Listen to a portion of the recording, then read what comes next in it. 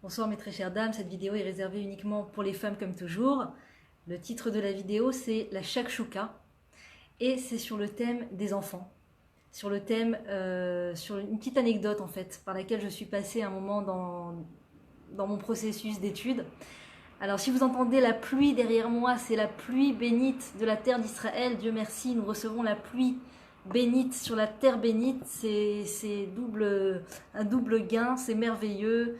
Et c'est beaucoup de bénédictions pour le peuple juif. Baruch Hashem, cette pluie qui tombe. C'est très émouvant d'entendre en fond de son la pluie d'Eretz Israël. C'est très émouvant. Je vais vous raconter une petite anecdote par laquelle je suis passée un moment dans mon processus d'études d'architecture à l'époque où j'étudiais l'architecture et où je cherchais à passer mon diplôme. J'étais en fin d'année d'études, enfin en fin de processus d'études, et il fallait que je commence à rendre mon projet. Il fallait que je rende mon projet d'architecture, que je commence à me mettre à faire un projet, à faire des plans, faire, dessiner tout un complexe de quelque chose pour le proposer au professeur pour pouvoir obtenir le diplôme. Et donc, je n'avais pas beaucoup de temps à perdre parce que j'avais déjà des enfants en bas âge, Dieu merci, et je sentais que chaque seconde loin d'eux, c'était une seconde qu'il fallait bien utiliser, donc j'avais pas envie de perdre mon temps juste comme ça à faire des plans pour rien. Et donc j'ai décidé de me faire coacher. À ce moment-là, c'était il y a à peu près, je sais pas, 7 ans, 8 ans, je sais pas. J'ai décidé de me faire coacher par un architecte qui lui-même avait son diplôme d'architecture et qui était reconnu pour donner des cours aux étudiants qui voulaient s'améliorer dans les matières d'architecture. Et on m'avait prévenu, donc on m'avait dit voilà, il habite à Jérusalem, dans une super villa et tout ça, tu vas voir, quand tu vas y aller, il y a ces maquettes sur les murs, il y a ces dessins sur les murs, il y a ces maquettes sur les murs, tu vas voir. Par contre, sache que c'est un architecte et professeur très demandé, donc il a très peu de temps, donc il prend très cher, très cher. Je me souviens plus exactement, genre les 45 minutes, c'était un truc comme, je sais pas, je vais pas dire de bêtises, un truc comme 400 shekels peut-être. 40 minutes et en 40 minutes on ne fait pas forcément grand chose déjà de chercher quelque chose, un thème, un sujet, ça prend beaucoup de temps, donc je me suis dit il faut que j'y aille avec en tête exactement ce à quoi je veux arriver, c'est vraiment du temps qui coûte cher et c'est tout ça et voilà. Et donc je me suis vraiment préparée mentalement à cette rencontre avec ce professeur. Et voilà, et est arrivé le moment où j'avais écrit des questions sur une feuille, tout ça. Arrive le moment où j'avais rendez-vous et je devais arriver chez lui. Donc je vais à l'endroit, je voyage et j'arrive en plein dans Jérusalem. Et en effet, une grande maison comme ça, une grande villa et tout ça, avec une petite porte comme ça, une petite entrée. Une petite entrée. J'arrive, on s'était donné rendez-vous très tôt parce que donc c'est un monsieur qui est très demandé. On s'était donné rendez-vous vers 6 heures du matin. Et je vois de cette porte, un peu entrouverte, comme ça, de la fumée qui sort. De la fumée. Je gare la voiture, je sors de la voiture et puis je sens une odeur dans toute la rue. Une odeur de tomates épicées comme ça, de poivrons revenus, mais une odeur magnifique, de paradis, de Gan Eden. Et je vais vers cette fumée, donc je regarde, c'est bien le numéro, oui c'est bien là, bon, 6 heures du matin, il se fait déjà, peut-être il a une cuisinière sur place, va savoir, et j'arrive, je rentre, je frappe à la porte, et c'est une femme extrêmement âgée, qui m'ouvre la porte, 6 heures du matin, en train de faire chauffer des marmites énormes de shakshuka. Et elle me voit, elle me dit, bonjour, rentre, bonjour, tu veux, je te sers une assiette de shakshuka? Je dis non merci, j'avais très honte, j'en aurais bien mangé la vérité, mais non, j'avais honte. Je dis non merci madame, prends, ça y est j'ai cuisiné, ça y est j'ai fini, ça y est j'ai tout fini, depuis ce matin, 4 heures du matin, je cuisine, voilà, la shakshuka est prête, j'ai fait ce que j'avais à faire, voilà. Pourquoi tu es venu, pour voir mon petit-fils? Je dis je sais pas, je suis venue pour voir monsieur machin, pour un cours d'architecture. Oui c'est mon petit-fils, rentre, assis-toi, il est encore un peu occupé, il y a quelqu'un dans le bureau, assis-toi, attends là et il va venir. Et donc j'attends avec elle en fait c'était l'entrée de la maison qui donnait d'abord dans une cuisine, c'est-à-dire, je sais pas, c'était spécial. On rentrait dans la maison en passant par la cuisine. L'entrée, c'était la cuisine. Et c'était cette vieille personne âgée qui était là dans cette cuisine en train de faire de la shakshuka. Et elle s'assoit comme ça dans son siège, vraiment satisfaite d'elle-même, comme ça. Elle me dit, voilà, c'est comme ça tous les jours, tu vois ma chérie, c'est comme ça tous les jours. Tous les jours, je me lève tôt le matin, je fais à manger pour tout le monde. Je fais beaucoup. Celui qui veut manger, il mange. Celui qui veut pas manger, il mange pas. La brioute, moi j'ai fait à manger, je suis tranquille. Après, je vais me reposer, je vais dormir, je vais lire mon journal. J'ai fait ce que j'avais à faire. Bon, je l'écoute parler, je regarde de temps en temps la montre comme une jeune fille très, très super occupée, qui n'a pas le temps de parler avec une femme âgée, enfin, et je regardais l'heure pour voir quelle heure il est, encore une minute de plus, encore une minute de plus. Au bout d'un moment, quelqu'un sort de son bureau et je vois le monsieur venir vers moi, il me dit, tu peux venir, tu peux rentrer, donc je monte les escaliers, je vois en effet les plans, les maquettes et tout ça. Très impressionnant, plein de maquettes, plein de plans qu'il a fait pour Jérusalem, pour d'autres endroits en Israël. Impressionnant vraiment. Je m'assois dans son bureau, qui était un très beau bureau, comme ça, très impressionnant, qui n'avait rien à voir avec l'entrée qui était la cuisine, avec une personne âgée. Comme ça, tout le reste était très, très bureau, très classe et tout. Bon. Et voilà, on commence à s'asseoir et on commence à parler. Il me dit, bon, pourquoi, qu'est-ce que tu veux que je t'aide en fait, dans quoi tu veux que je t'aide? Je lui dis, voilà, moi, il faut que je fasse un projet, j'ai pas beaucoup de temps, je veux être efficace, je voudrais que tu me donnes une idée de quel projet je peux faire pour que ça soit efficace, pour que ça soit facile à réaliser et que ça peut passer facilement aux yeux des professeurs qui vont me donner la note et tout ça. Et puis il commence à réfléchir, il commence à faire des croquis sur des feuilles et tout. Et j'attends et je le regarde dessiner comme ça. Et j'attends. Et dans ma tête, je me dis chaque seconde, c'est un shekel de plus. Chaque seconde, ça coûte cher et tout. Et il dessine et il gomme et il cribouille et il jette à la poubelle. Et au bout d'un moment, je sais pas, 30 minutes, il me regarde et me dit, écoute, je te dis la vérité, je ne peux rien faire pour toi. C'est pas moi qui vais te dire quoi faire comme projet. C'est pas à moi de te dire. Il n'y a que toi qui peut décider quel projet faire si tu veux pouvoir aller jusqu'au bout de ton projet. Si c'est moi, je te réalise ton projet du début à la fin, et à ce moment-là, c'est un peu de la triche quelque part, c'est de la triche complètement. Ok, mais ça va te coûter très très cher. Je suis un architecte, tu vas louer les services d'un architecte. Tu vas faire ton projet, toi, décide-toi de ce que tu veux faire. C'est dommage, c'est une perte de temps là. C'est une perte de temps. Je dis ok, merci beaucoup, j'ai essayé de pas trop montrer ma déception, j'ai repris mes affaires, je lui ai payé ces 400 shekels, je suis sortie, je regardais les maquettes et tout ça, et je me disais purée, avec toutes ces maquettes là et tout ça, il pouvait pas m'aider, c'est pas possible. 40 minutes comme ça, et rien, je suis sortie avec rien dans la main. Un sentiment vraiment de sortir, mais d'avoir perdu mon temps, d'avoir perdu mon argent, c'est une personne honnête, mais il m'a dit honnêtement ce qu'il pensait, quoi. Il voulait essayer, mais il m'a dit, c'est pas en 40 minutes qu'on va trouver quel projet tu vas faire. C'est un travail de plusieurs heures chez toi, quoi. Et je suis rentrée, donc je suis sortie par la cuisine, et je sens l'odeur, une envie de shakshuka me vient dans le cœur, comme ça, une envie de manger de la shakshuka. T'es sûre que tu veux pas, ma chérie? Non, merci. J'avais honte de partager, de profiter de ce repas qui n'était pas le mien. Et je m'en vais, voilà, et là je vois la femme âgée assise sur sa chaise, et je m'éloigne, je rentre dans ma voiture vraiment déçue, je rentre chez moi et tout ça. Et voilà, j'ai fini mon projet, ça m'a pris des mois, je l'ai rendu, j'ai fini par avoir ce fameux diplôme, j'ai commencé un peu à travailler et tout ça, jusqu'au moment où je me suis rendu compte, justement, à chaque fois je vous en parle un peu dans les vidéos, que c'était un métier qui était beaucoup trop difficile et trop important pour une mère avec des enfants, pour une jeune mère avec des enfants en bas âge, que de manière générale, je me suis posé beaucoup de questions.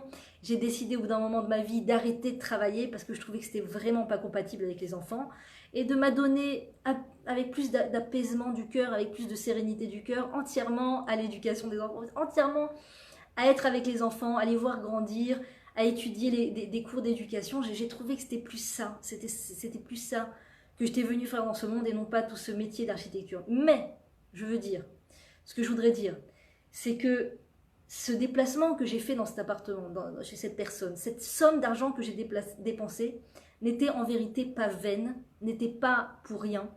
Parce que cette image de cette femme âgée qui se lève tôt le matin, pour cuisiner pour ses enfants, ses petits-enfants, son petit-fils qui est architecte dans sa villa, elle est là dans la cuisine en train de faire à manger pour toute la famille. Cette femme-là, en vérité, c'était elle qui aurait dû m'impressionner. C'était d'elle dont j'aurais dû m'inspirer dès le départ. J'étais encore loin, j'avais encore un processus à faire de goûter à la carrière pour dire non, c'est pas ça, c'est les enfants. Mais il fallait que je passe par là, il fallait que je passe par ce processus. On dit d'ailleurs, pardon pour l'expression, mais on dit que l'expérience, c'est comme le papier toilette. Tout le monde en veut du neuf. D'accord? Papier toilette, tout le monde en veut du neuf, on est d'accord? L'expérience, c'est pareil. C'est-à-dire, tu peux raconter à quelqu'un, écoute, t'as des enfants, occupe-toi de tes enfants, t'es maman, concentre-toi sur tes enfants. Si elle a à l'intérieur cette faim, cette envie de courir après ses rêves de carrière et tout, tu peux lui parler indéfiniment, c'est pas sûr que ça lui parle. C'est pas sûr. Peut-être que ça va faire quelque chose, peut-être qu'elle va le prendre pour plus tard, mais j'avais à ce moment-là cette faim de goûter à la carrière et tout ça pour comprendre que c'était... Non, ça me rendait nerveuse avec les enfants, que j'avais pas vraiment, j'étais pas investie vraiment dans mon rôle et tout ça. Et le fait de lâcher prise ce métier, ce travail et de dire à mon mari qu'il accepte le fait que je puisse être à la maison avec les enfants, je dis pas que c'est la possibilité de tout le monde, je dis pas on a tous le même chemin, je ne sais pas. Chacun fera sa réflexion personnelle et sa recherche personnelle. En tout cas, moi, cette femme âgée, elle est inscrite dans mon cœur. Et parfois, il m'arrive de faire à manger, d'accord,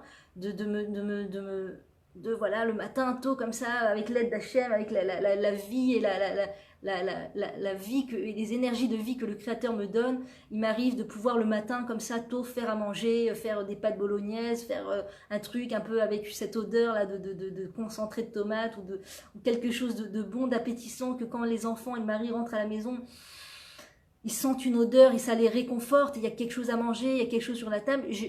Quand je finis de cuisiner, je ferme le couvercle. Je dis pas que ça m'arrive tout le temps de réussir à cuisiner, de réussir mon plat. Il y a des fois où je rate mon plat, il y a des fois où je n'arrive pas à cuisiner.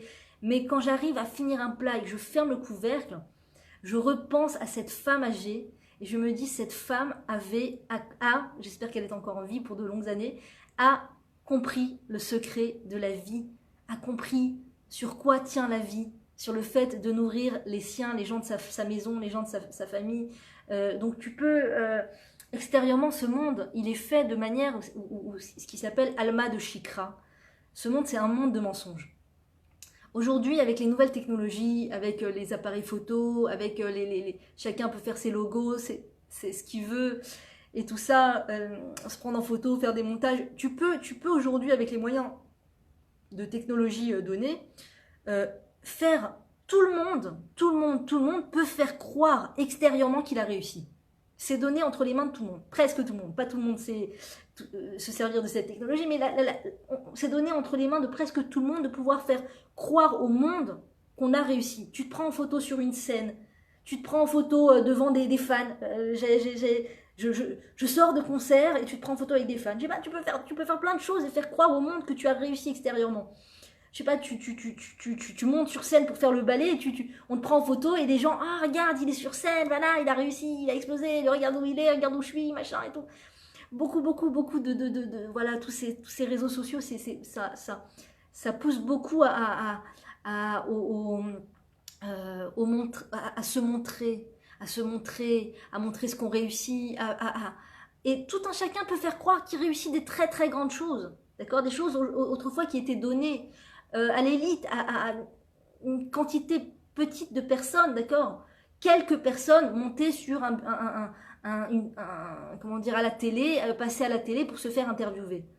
Aujourd'hui, tu peux te faire interviewer par 1 milliard de journalistes, chacun a son truc, son blog, son machin, son site internet, vas-y, regarde, j'ai été interviewé par machin, chacun peut faire croire à la réussite. Mais toute cette démonstration extérieure, de démontrer la réussite. Regarde ma voiture, regarde, la personne a peut-être loué juste une voiture, elle est peut-être juste en train de garer la voiture de quelqu'un d'autre, elle se fait prendre en photo, regarde ma voiture, regarde ça. On peut tous faire croire à la réussite, tous. On peut, même là j'exagère, c'est-à-dire la personne, elle fait passer la voiture de quelqu'un d'autre pour sa propre voiture, elle fait passer le fait qu'elle est sur une scène pour passer le balai, pour le fait qu'elle vient de donner, je sais pas moi, un concert devant des gens. Bon, là j'exagère, mais il y a des nuances aussi beaucoup plus fines où je montre la réussite qui n'en est en réalité peut-être pas une. D'accord? Je vais prendre en photo avec mon mari en train de sourire, avec un paysage extraordinaire. Waouh, ah là là, regarde ce beau couple, ah c'est un beau couple, ah regarde le paysage, ah ils partent en vacances, ah regarde il est gentleman avec elle, et elle le respecte, et regarde ils sont heureux, voilà ils sont joyeux, voilà eux ils sont la joie, voilà moi où je suis, regarde-moi mon mari, regarde-moi ça. On regarde les autres.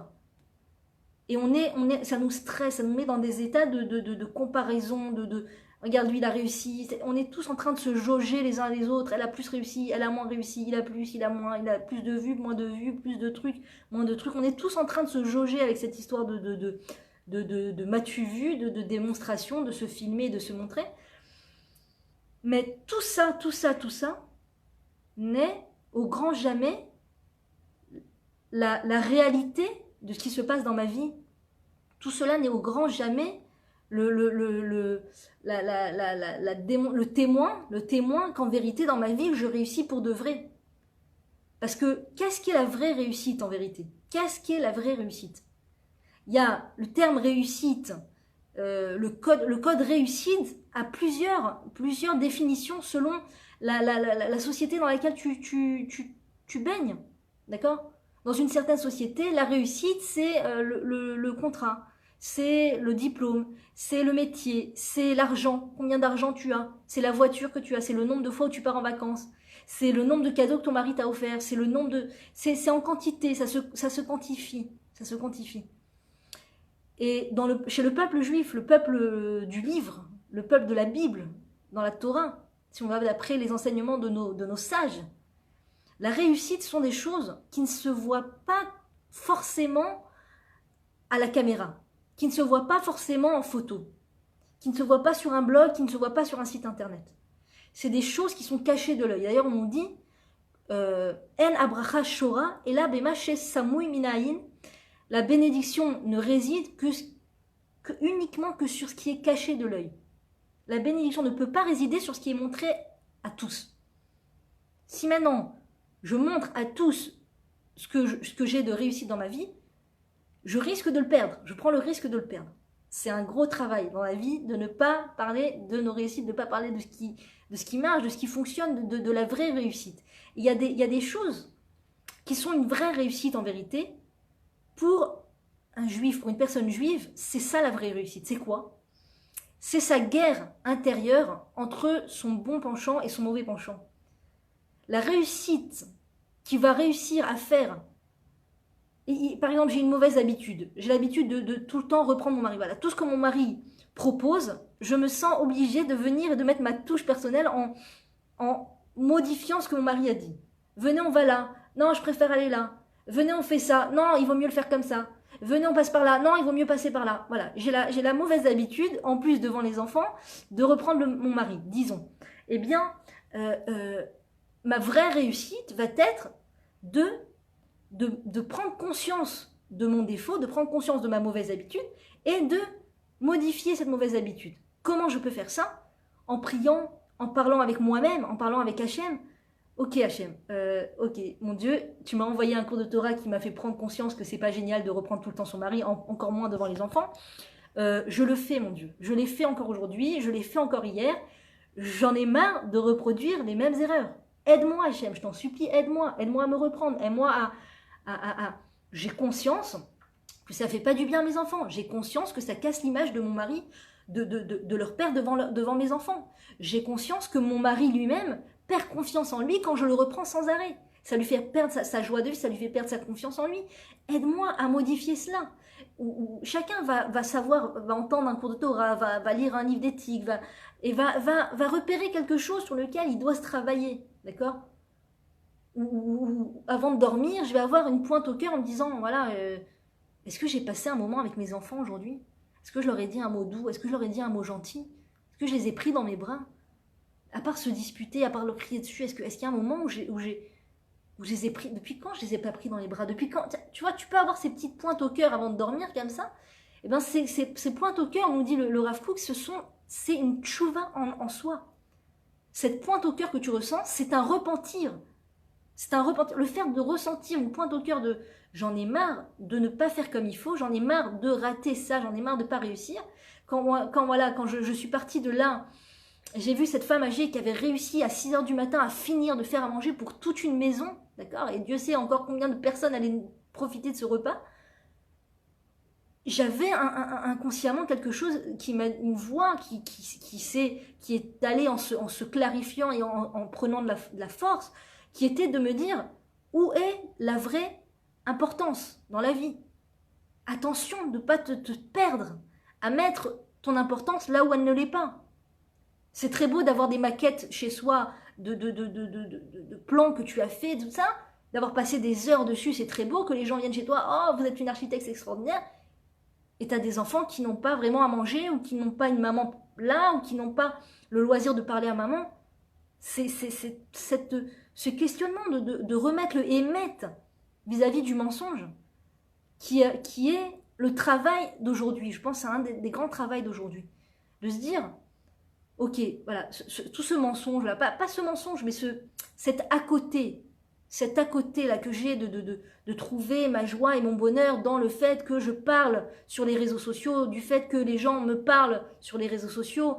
Je passe plus de temps à parler sur les réseaux sociaux, à échanger avec des gens sur les réseaux sociaux, que à échanger avec mon mari.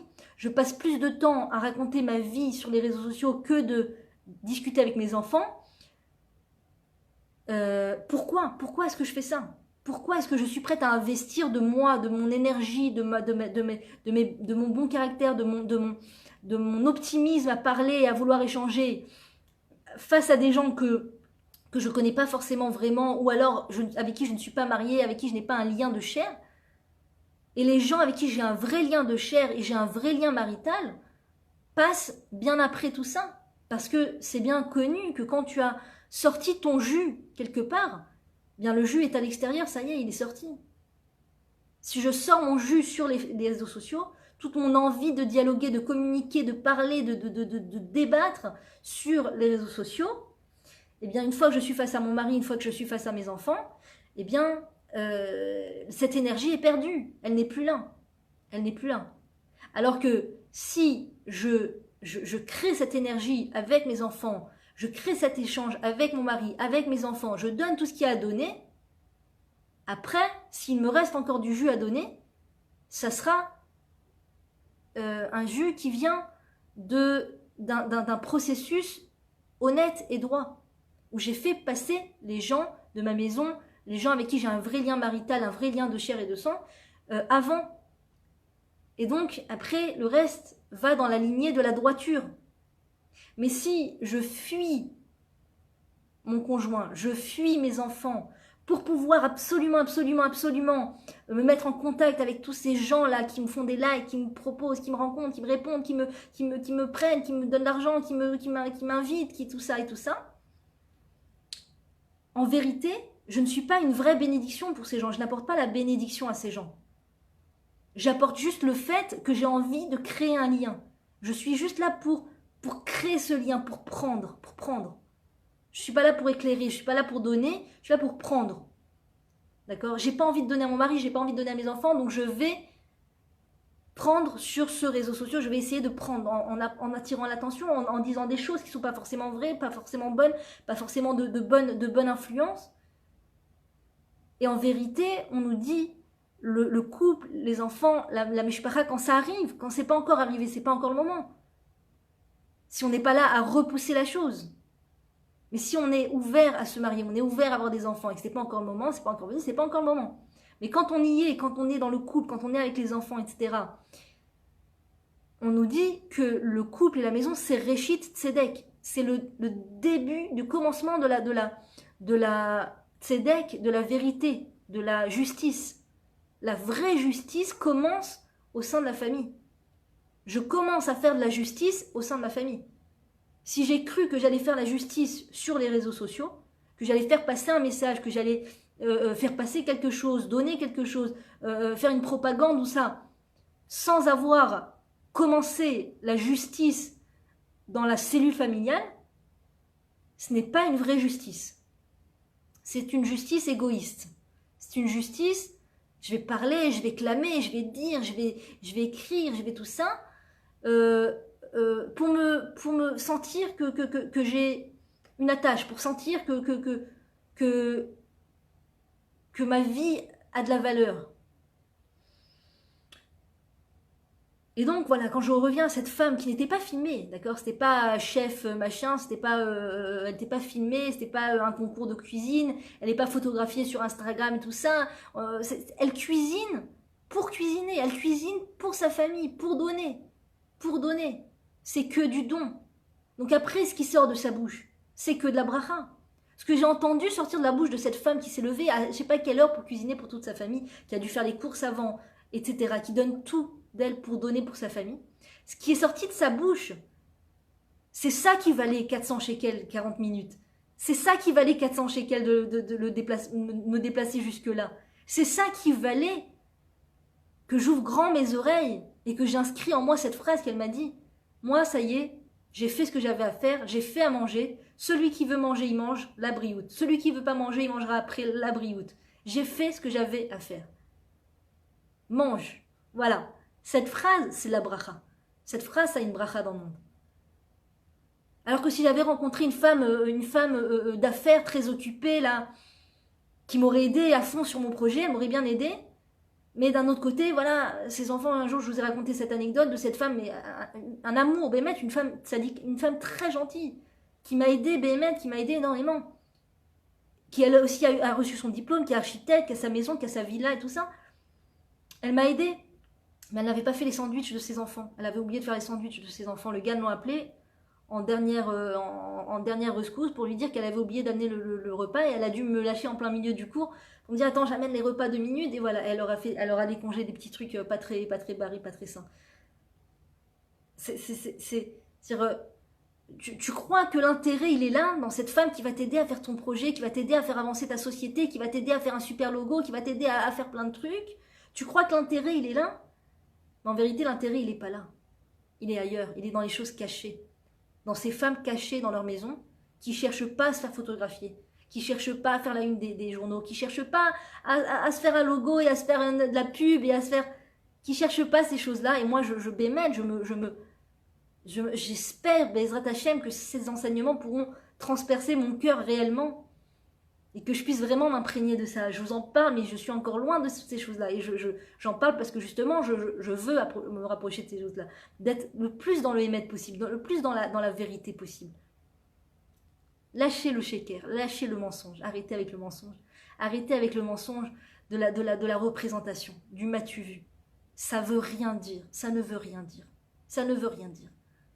D'accord? Ça ne veut rien dire. La super apparence, les super photos, les super machins, et là ça, et là ça, et ça là, et ce contrat, et ce machin, et tout ça, ça ne veut strictement rien dire. Ça ne veut pas dire que les enfants de cette personne sont joyeux et sont épanouis. Ça ne veut pas dire que cette personne a créé un vrai lien avec sa femme ou avec son mari. Ça ne veut pas dire que la cellule familiale est en train de se construire. Et c'est ça l'essentiel.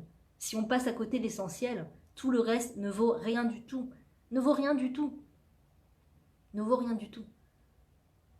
Donc je reviens à cette femme-là qui avait tout compris, qui a tout pigé, qui a tout compris, qui ne cherche pas à se faire connaître. J'ai entendu, on m'a dit que c'est la mode des grands-parents qui se font filmer pour faire plein de vues et regarde ses grands-parents comment ils ont parlé, regarde ses grands-parents comment ils ont parlé.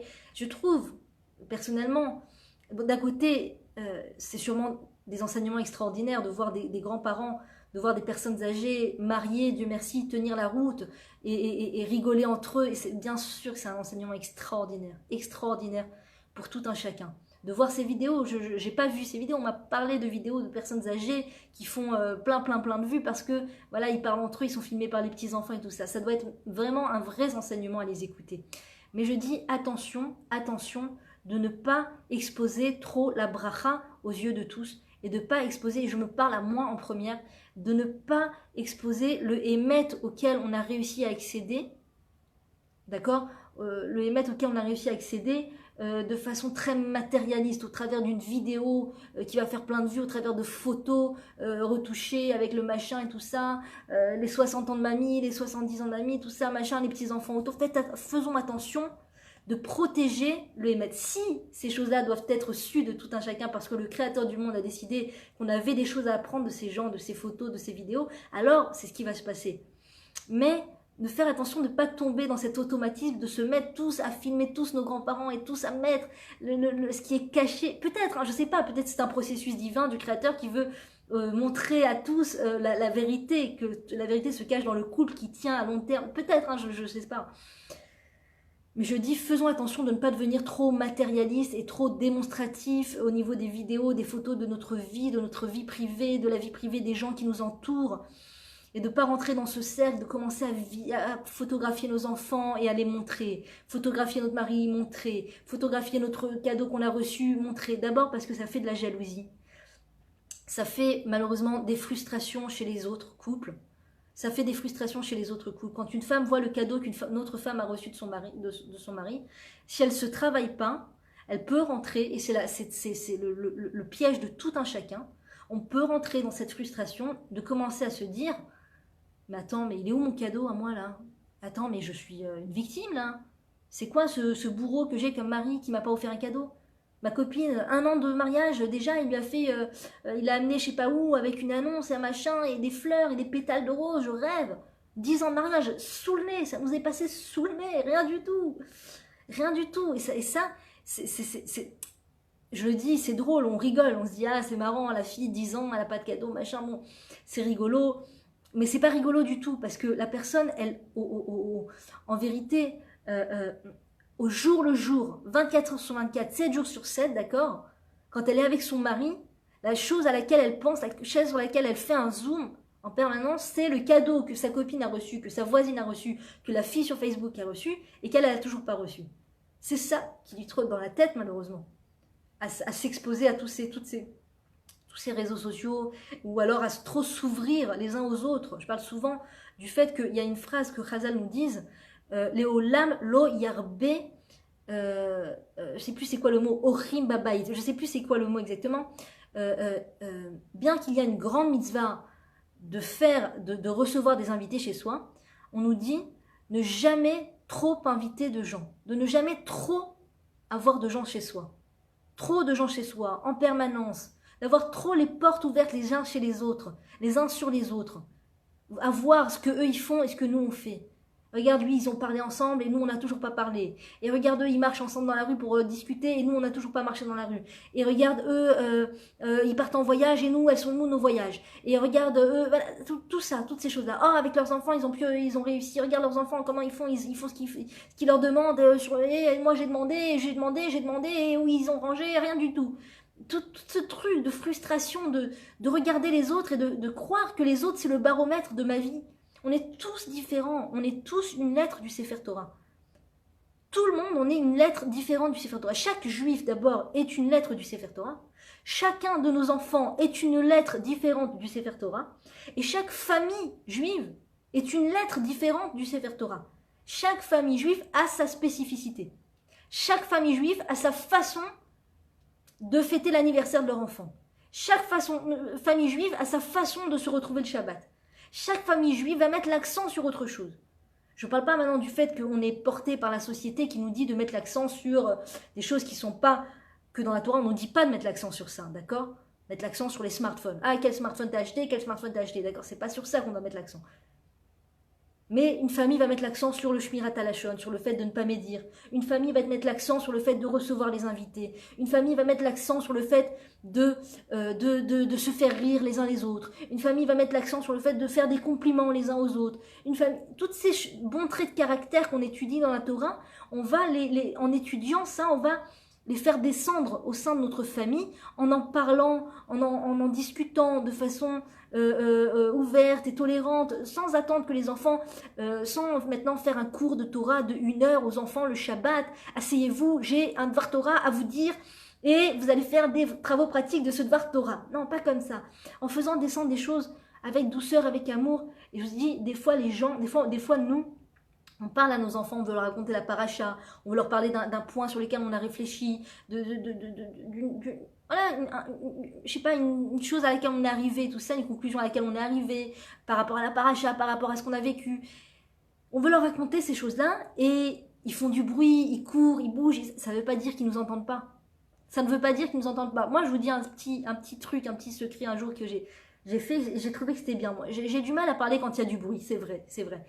Mais d'un autre côté, j'ai appris que c'était important de leur parler, de leur chanter des chansons de foi sur la Emouna, Enod Milvado, toutes ces chansons de foi sur la Emouna, ou de leur parler de la paracha, ou de leur parler des choses importantes. Donc, qu'est-ce que j'ai fait? J'ai mis des boules caisses sous mon foulard, j'ai mis des boules caisses. Je suis allée dans le salon avec les enfants, ce qui fait qu'ils faisaient du bruit, mais moi, j'entendais pas trop. Et j'ai chanté des chansons, et je leur ai parlé de certaines choses. Et à la fin, quand j'ai fini de chanter, je me suis levée, ils se sont mis, eux, à reprendre les refrains que je venais de chanter, à parler de ce que je venais de faire. Vraiment, j'ai senti, alors que pendant que je parlais, pendant que je chantais, ils faisaient du bruit, ils jouaient avec leurs cartes, ils tapaient sur leurs cartes, machin et tout. La grande mode israélienne de taper très fort pour faire retourner les cartes. Je ne sais pas si vous avez des enfants avec des cartes en Israël. Taper très fort pour faire retourner les cartes. Donc voilà, ça tapait, ça tapait. Mais ils ont entendu mes chansons. Ils ont entendu ce que j'avais à faire passer dans mes chansons de Emouna. Dans un moment où j'avais besoin moi-même de me renforcer dans la Emouna. De me rappeler que tout est à col et au vin. Et donc j'ai chanté tous ces refrains dans le salon, pas trop fort non plus, pas pour les assourdir, mais à col et au vin, Enod Milvado, avec mon envie à moi de l'air que j'avais envie de faire. Ils se sont mis à reprendre ces phrases avec leur façon à eux à chanter. J'ai dit waouh, mais ça passe les messages, ça passe. C'est faux de dire que si je veux faire passer un message, il faut que l'enfant il soit assis, les bras croisés, qu'il dise pas un mot, tu me regardes quand je te parle, attention, j'ai parlé, je suis le parent, attention le respect. Un enfant n'est pas censé respecter ses parents. Oui, je sais, c'est déstabilisant. Ça fait partie des 10 commandements. Kabed et avicha vetimecha, tu respecteras ton père et ta mère. Moi, je vais respecter mes parents. Pourquoi mes enfants ne me respecteraient pas? L'éducation au respect des parents que je vais faire passer chez mes enfants, c'est uniquement moi en respectant mes propres parents ou mes propres beaux-parents. Plus je respecte mes beaux-parents, plus je respecte mes parents, plus je fais passer chez mes enfants l'importance du respect, et plus ils seront aptes à me respecter quand ils seront construits à le faire. 20 ans, 30 ans, 40 ans peut-être, et des fois 50 et après. Mais c'est pas à 6 ans ou à 10 ans que je dois attraper un enfant et lui dire, écoute, t'as entendu parler du respect des parents, hein? On est une bonne famille chez nous, il faut respecter les parents. Tu sais ce que c'est le respect des parents, tu l'as appris à l'école enfin. Tu n'as pas appris avec cet exemple et cet exemple du respect des parents? Alors respecte-moi. Mais l'enfant n'est pas encore construit. Moi-même, j'ai 30 ans, 40 ans, 50 ans, je dois me travailler sur le respect des parents. C'est encore c'est encore loin, je suis encore loin de respecter mes parents. On dit, le respect des parents, tu l'apprendras au travers de Esav. Esav, comment il respectait son père, comment il lui faisait à manger. C'est pour ça que son père préférait Esav à Yaakov. On apprend le respect d'Esav. Je peux dire, je suis loin d'Esav. Si le respect des parents, c'est ça, je suis loin d'Esav. Je suis loin de respecter mes parents comme il faut. Je vais demander à mon enfant de 6 ans ou 10 ans de me respecter. Voilà mes très chères dames. À très bientôt et n'hésitez pas à partager.